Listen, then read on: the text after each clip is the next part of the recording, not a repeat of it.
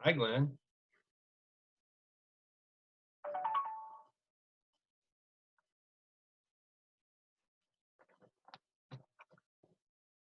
Good morning, sir. How are you? I'm joining your meeting. I just saw it pop up on my, you sent me a message, so here I am. Yeah, start letting other people in. Okay. Flattered, let me in first.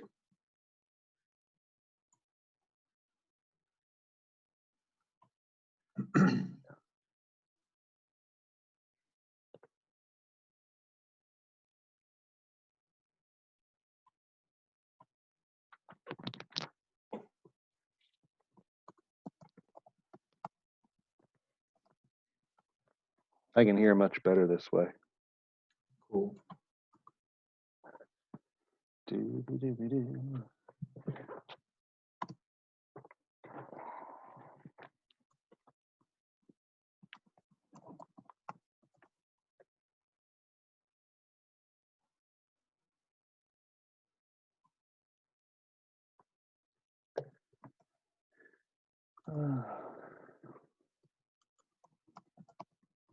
I record this for the podcast too. Actually, I need to welcome everybody to another edition of the Investor Breakfast Club meeting, and we're recording this for Bourbon Bites and Business. I'm Jim Carmichael. I host this, and today we have a whole bunch of people on here: Glenn Kukla, Matt Perkins, Mike Arnett, Joey Arbino, Lori O'Neill, Tony Carson, Eric Bolin, and then Kevin doesn't have a last name on, and somebody named TW. But glad you all could join. You all are welcome to introduce yourselves. I know everybody except I'm not sure which Kevin and TW it is, but typically what we do is kind of do a quick introduction of who's who, and then we'll just kind of talk about market conditions today, where we see things going with this whole coronavirus mess, and see if anybody's got any deals, and we'll talk about some things you can be doing right now. I've been oh, it's Kevin Putoff. Hey, Kevin. I've been following my own medicine. I've been working on my CE stuff because I have to do that 20 hours of post-licensure for Ohio. So I've gotten about 30% of it done. So anyway, I'm Jim Carmichael. I've been a commercial real estate broker for 18 years. I work with various investors from 50,000 to 5 million is what I tell folks. If it's something that makes money and has a positive ROI, we try to put a deal together. And I'll just kind of go in order of who was here. Glenn Kukla. You want to give yourself like a 30-second quick thing? Oh. Sure. I am a one-man real estate investor. I'm not a traditional flipper. I'm not a realtor, but I do a little bit of improving on properties. Generally, I focus on properties that have maybe transactional issues or title issues or disputes with owners, and I'll just buy them all out or buy one of them out and fix the problem and then try to sell the property. My passion maybe is more in commercial than residential, but I'll look at any deal. I'm also the drummer and band leader of the Naked Karate Girls. So when all this is over, I'll show up Really? for more gigs. I've been to some of your stuff. All right, Joey, I don't know how you weren't in next, but your name comes up next. Yeah, I was like last in, but Yeah. I can go. That's all right. Yeah, do it. Alrighty, my name's Joey. I recently started working with Jim. I'm waiting to take my Ohio state test. I've been in real estate indirectly kind of my whole life. My uncles and dad are all in real estate. I just graduated from college a year ago, spent the last year traveling all over the world, and now I am excited to get into real estate, and long term I want to get into investing. All right, thank you, Joey. Let's see, Mike, or let's see, no, Lori. Hi there, good morning. My Lori. name is Lori O'Neill. I'm from the Cleveland area, so I'm probably the furthest away from everyone. And I have a commercial real estate and development background. I don't think I said that last week. Left the industry for a number of years to do other things, and then came back about a year and a half ago and joined Berkshire Hathaway to do commercial exclusively. And I am trying to build a business up here in Northeast Ohio. Excellent. Kevin Putoff. Hey, worked with Century 21 for a few years. Did a couple of projects with the broker over there. Started my own brokerage in January, Enthusiast Realty. Just kind of learning what I can learn right now. Cool. Matt Perkins. I don't think any audio came through. Oh, I heard you, bud. Audio. Oh, okay. My video's not working. For some Yeah, your reason, so I video's wasn't sure not if the audio working. was down too. No, your audio. I can't see you, but we can hear you. All right, cool. Matt Perkins. Hey, good morning. It's Matt Perkins. I'm here with my lovely assistant, Lucy, this morning.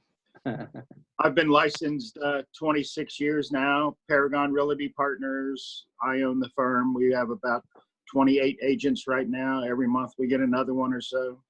I mainly do investments, flip properties. I buy the floor up, torn up from the floor up. And I've currently got 7 projects flipping right now, mainly Latonia and Bellevue and Tony. One's coming through in Dayton finally. So that's what I do. I do hard money lending. I do investment stuff. I've got access to all kinds of contractors. So we try to flip homes. Come here. Excellent. Thanks, Matt. Mike Arnett. My name is Mike Arnett with Best Insurance Services. I provide coverages for all you guys. I do commercial insurance as well as property and casualty. I am licensed in Indiana, Ohio, and Kentucky. And if anybody has a need or has questions about insurance issues, send them my way. Thanks. Thank you, Mike. Eric Bolin.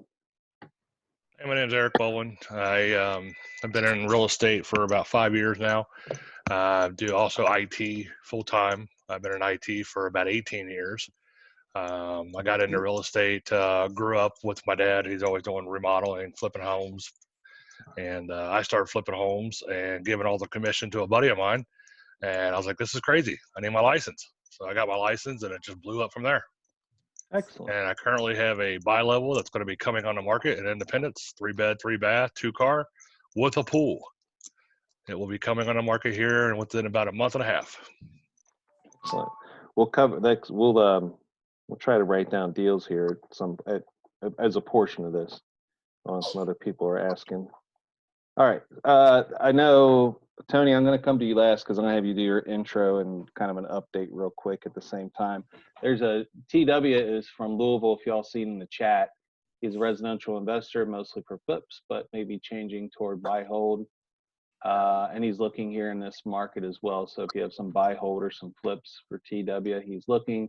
And then Ben, you just joined. If you want to unmute and introduce yourself, you can, or if you want to type something in the chat, and then we'll just kind of go through the meeting here. As people keep coming, I'll keep admitting them. Tony, why don't you introduce yourself and then give us a quick market update as far as lending goes. Okay. I am Tony Carson. I've been a residential mortgage broker since 1994. So I think that's 26 long years. I am licensed in Kentucky, Ohio, Indiana, Tennessee, and Florida. If you got any buyers that want second homes or rental properties there. I opened up a commercial mortgage brokerage last year. So I'm coming up on my 1-year anniversary there. Jim Carmichael and Matt Perkins have been instrumental in the development of my business here in Northern Kentucky. So I always talk about those guys and try to give compliments and props when due. Mike Arnett, I met through a lunch and learn with Matt and Jim last year, and he's now insuring 2 of my flips. Matt mentioned one in Dayton and one in Latonia that's actually closing today at 4 o'clock. So Mike, you can get me out of that insurance policy, I guess, tonight or tomorrow, please. The 3902 Church Street house. Yeah, so then Matt had been beating on me last year about, hey, you're pretty smart and you've been around real estate and mortgages for 25, 26 years. Sorry about that. Jay Richardson, also kind of part of our network. Richardson Plumbing's calling me. But anyway, he said, hey, why don't you start flipping some houses? So I got involved with Matt, and we're a part of 3. I'm part of 3 flips right now in the area. So Cool. Thanks for having me, Jim. Thank you, Tony. Give us a quick where we at with lending, because we're seeing things like commercials all but gone. We're seeing residential has changed quite a bit. We just saw JP Morgan has said that a conventional loan is now going to require a 700 credit score and 20% down. Well, as a non-bank loan officer, i.e. a mortgage broker, I guess I'm happy about that. Maybe that'll give me more business, right? Right. They did say that. And again, I think a lot of the banks, I worked for Fifth Third, I worked for Wells Fargo, and I worked for Huntington in my mortgage career. And the banks, they don't really like the mortgage business. They make money elsewhere. They kind of do mortgages to do mortgages because they have to. It's a very tough business because it's constantly up and down. The ebb and flow is dramatic, and staffing is really hard for mortgage. So if they want to come out and say we're now at 700 and above credit scores and we need 20% down, well, again, that just creates more opportunities for me. I can still do loans with credit scores as low as 620 today. That's kind of where my company has set its mark. And we do loans with 0 down. So keep the residential loans coming, guys. Excellent. So things aren't completely kaput, as it were. Well, so that was my positive spin.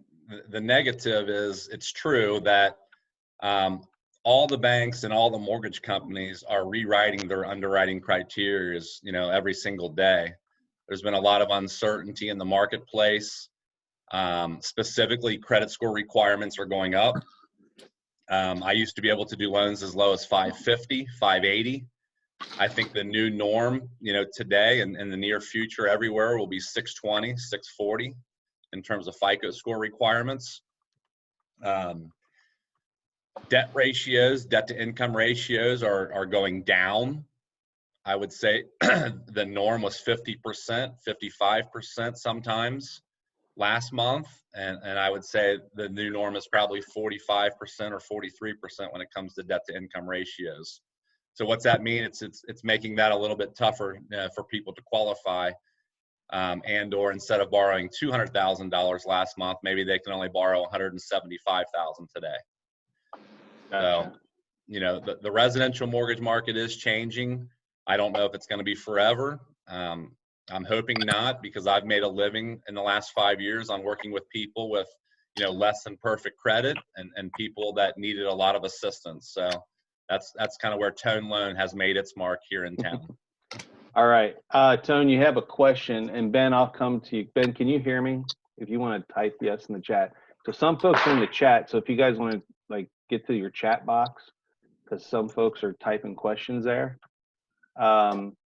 If Ben was asking if we got a loan 6 months ago and we want to ask for a one-page change to our loan for the interest rate, when is a good time to do that?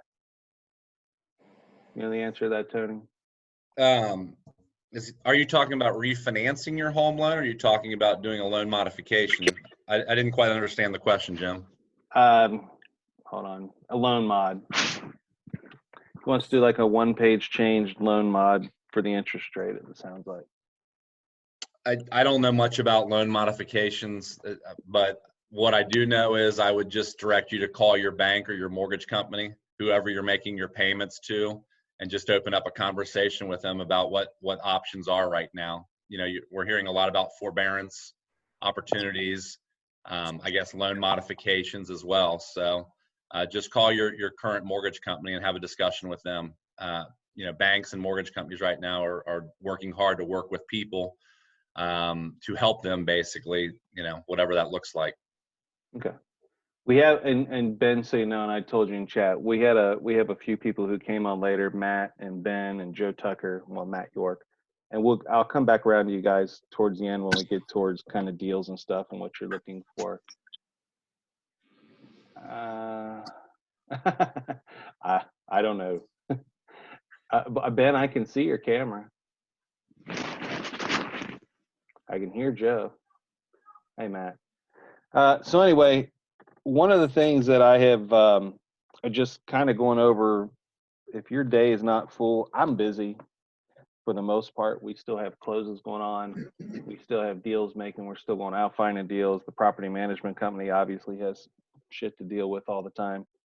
But one of the things I find, especially because I'm working from home more now because my son isn't home for school, I do have a tendency to make a daily to-do list. I used to only keep like a weekly to-do list. So that's helped quite a bit. I would tell you to continue to work on your, I see a bedspread. Continue to work on your social media influence. Try to be positive in there. Good morning. So one small. Hey, Jim. Yep. Maybe ask everybody kind of to mute their background noises, cell phones, etc. I'm getting a lot of background noise. What I'll do, I can mute everybody and then I'll unmute people. It'd be helpful. Yeah, there we go. I just turned my phone off. Okay, so everybody's muted. I'll if you want to, I'll unmute everybody here in a minute. One of the things that during this time, a good idea is to learn more. How you're going to have to adapt. Kind of look at there's going to be niches in the market come up. Try to fill those niche markets. Talk about one of the things I would probably encourage y'all to do is some of this is a little self-interest. Some of this is just kind of the way it is. You've seen a lot of stuff on television, a lot of articles out there about digital currency, and they're talking about this more and more.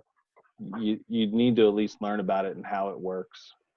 I'm certainly, I have some experience in blockchain and cryptocurrency. If you want, I have a paper that I wrote. It just kind of explains the blockchain in real simple terms. If you want that, just shoot me your email address and I'll make sure that you get it. If you wanted to go back through all my old articles on LinkedIn, it's there. Or I will send it to you. One of the things I would just, from a broker's point of view, and I don't know, and because we have a lot of different people on here. We have brokers, we have investors, we have different people in different parts of the industry. I've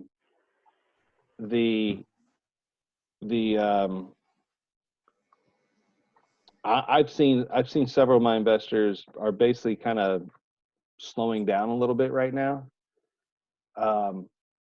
Just kind of waiting to see where this all kind of falls out, because the longer this goes on, obviously the more negative it's going to be on the economy, and the more negative it is, it's going to be for everything. The banks are only going to allow so much forbearance. I mean, there's going to be some fallout from this. Everybody's not going to come out of it okay.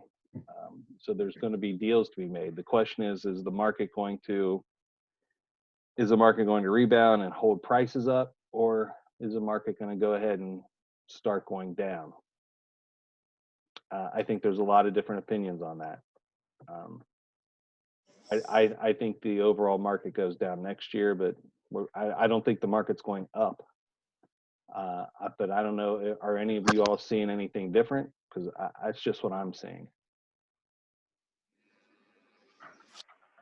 And as an investor, I am more cautious. I wouldn't say that I'm not willing to invest, but with the uncertainty of the last 4 weeks, I'm certainly a lot more cautious. I don't know if values are going to bounce back, if they're going to V back up or U back up.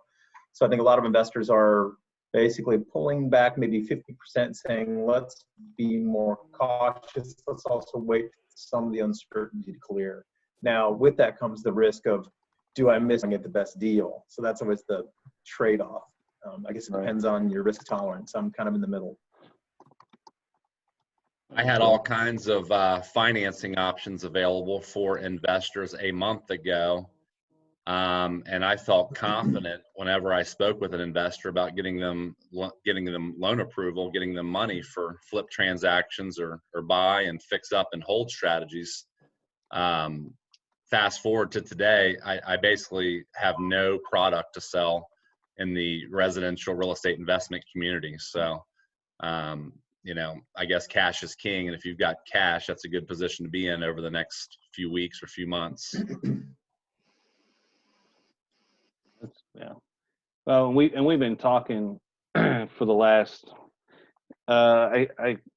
since June of last year, we've been, well, I should say I don't know about everybody, but I've been preaching get the cash. There was an 8,000 point correction that needed to happen in the market, which it's happened. I would have never guessed it was because they were going to isolate us in our homes because of a virus, but hey, nobody ever knows what that grain of sand is going to be. So the question is, it's just, they're always going to point back. I still think the recession happens first quarter next year, or early second quarter. The question, they're going to blame this for that recession, but but I've been calling that, but I've just been calling that for a while. Oh, now they're mad. I have to upgrade my Zoom account to go over 40 minutes now. I think they allow that. I've heard they're allowing free upgrades because Zoom is so popular. Oh, good. That's what I heard. Well, they offered me a free upgrade and then it went away. So anyway, that's just where I see the market going. Other people say we're going to come out of this just fine.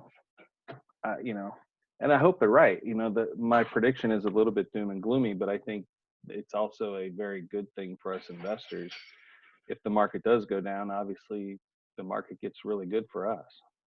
The big structural difference this time is, you know, whereas 08, 09, the downturn was fundamentally driven by real estate and real estate lending. This is the result of something, I mean, nothing to do with real estate. Real estate will be one of the many casualties, but I feel like it's not going to get hit as hard and will hopefully bounce back because we're sort of a side casualty, not the main cause of it. Oh, I agree. Real estate is certainly the collateral damage of all this. And to me, it's all we gave out an awful lot of loans based on maximum monthly payment people could afford. And people were buying the folks that maxed out their payment to buy the most house they could for the income they were receiving. Those are the folks that are going to get hurt. There's also a big fundamental difference when it comes to real estate then back in 07, 08, and 09 compared to today. Today, inventory is extremely low still. We still have extremely low inventory today. If you look back at 2008, we had a lot of inventory. I mean, it was almost night and day, a graph and a chart that I looked at this weekend. So, you know, inventory is still low in Northern Kentucky. I think we're at about 2.5 to 3 months. They define a balanced market at 6 months, so we're not there. Mortgage interest rates are still hovering between, you know, the high 2s and high 3s, depending on loan type, credit score, et cetera. And home prices, I mean, home prices have been ridiculously high, let's face it. We've been in an extreme seller's market for a long time. I don't think anybody would think that I could have sold my house in Latonia for $175,000 last month, or sold my Dayton house for $140,000, you know, on Friday. So it's a fact that home prices are very high still. I think there will be a decline over the next 6 to 12 months. My personal opinion is we're going to see maybe a 5 to 10% decline in real estate values, and hopefully it doesn't exceed 10%. I think that's a reasonable assessment. Let's see. So first question was A, B, and C. How does this differ between A, B, C class building and tenant? Ben, are you talking about office or retail? Can you guys? Hey, there. We can hear you now, Ben. Hey, cool. Sorry, I usually prefer chat just to not interrupt your guys' presentation. Great job, guys. So I'm just curious what you guys' thoughts are on how this will the fallout will differ between A, B, and C class buildings and also tenants. And then also just, I feel like everybody's waiting for the other shoe to drop on when the federal stimulus package kind of doesn't seem, everybody, it feels like everybody's holding their breath and hoping that that will kind of like hold over the economy and the real estate market. And I'm just waiting for the other shoe to drop when it doesn't. I mean, with all the delays on the rollout and everything. Just everybody, I was just curious for everybody's thoughts on that. Thank you. Hey, Ben, are you talking about, when you're talking about A, B, and C buildings, are you talking across asset classes? Or are you talking about Purely multifamily or office? residential, because that's what I'm in. Residential? Yeah. You know, my thought, these guys would be better at answering that, but from a multifamily perspective, I would think you're going to, I don't know, besides dealing with, you know, the A and B rentals that we have, the tenants, we haven't even heard from those tenants. They just pay. We haven't had any issues with them at all. As far as the low Bs and C class folks, we've had a couple. Those will be the people that you'll have to deal with the most as far as the fallout from this. But in the end, you're going to have more renters. I mean, if foreclosures go up, renters go up. Which we also, besides, you know, Tony mentioned, one of the big differences here is our inventory is so low, but our inventory of rentals it's pretty low as well, and our rental rates are extremely high. Yeah, I've had a similar experience. I have B plus class rentals, and I've offered, you know, a series of responses if anybody has issues, and nobody's even responded. And they've paid rent on time. Both of them re-signed for another year. I will say, having had a Airbnb, I very quickly adjusted it and just got that rented out. If you have an Airbnb, I'd recommend getting out of it. Oh yeah, that's a tough thing to be in right now. Yes. I know Aaron Smith had talked about this on one of his calls or one of his blogs like this, that, you know, Airbnb just basically died. Yeah, so Airbnb, they are too inundated to get involved. They're very uninclined to get involved if there's ever any sort of dispute anyways. Then you're not screening anybody that comes into your home. And there's a lot of questionable stuff happening. Courts are closed, and I even called the police just out of curiosity. And I talked to the officer, and he was like, "Yeah, no, we wouldn't get involved. I mean, we might show up to talk to the person, but we're not going to physically remove them." So, you know, I when in doubt, just go back to what you know, and I know how to screen residents, and so that's what I did. Yeah. We kind of preemptively, just when this first started and there was first mention of how long this was going to go on and the layoffs, we just contacted all our tenants and said, look, if you're going to have a problem, get with us. You know, we basically, for whatever they don't pay between now and however long this goes on, we are dividing up among their last 6 months of rent. And if they can't afford that, they have to sign a new lease at a higher rate. Yeah. That's like a loan modification example for the mortgage world. I mean, that's kind of similar to a loan mod for mortgages, you know. And Lori, if y'all are in the chat, and if opening up the chat's is good, because Lori has made the comment, and she's right. A lot of employers are finding out they're getting a lot more productivity from people working at home, which is, you know, obviously they're going to need less space for their office, and they're going to need, you know, that means vacancy in office goes up.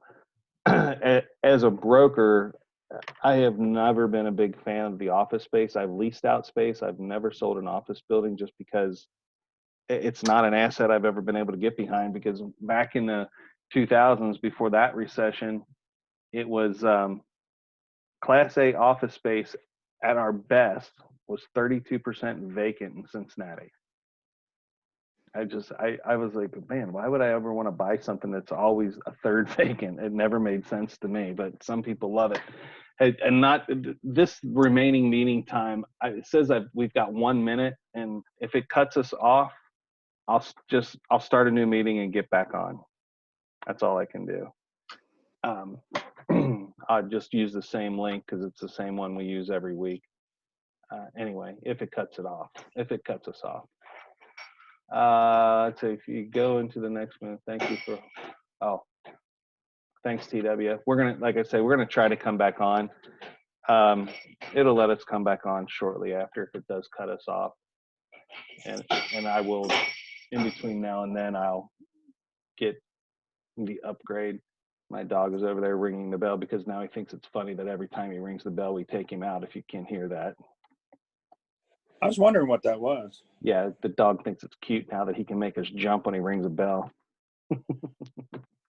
So anyway,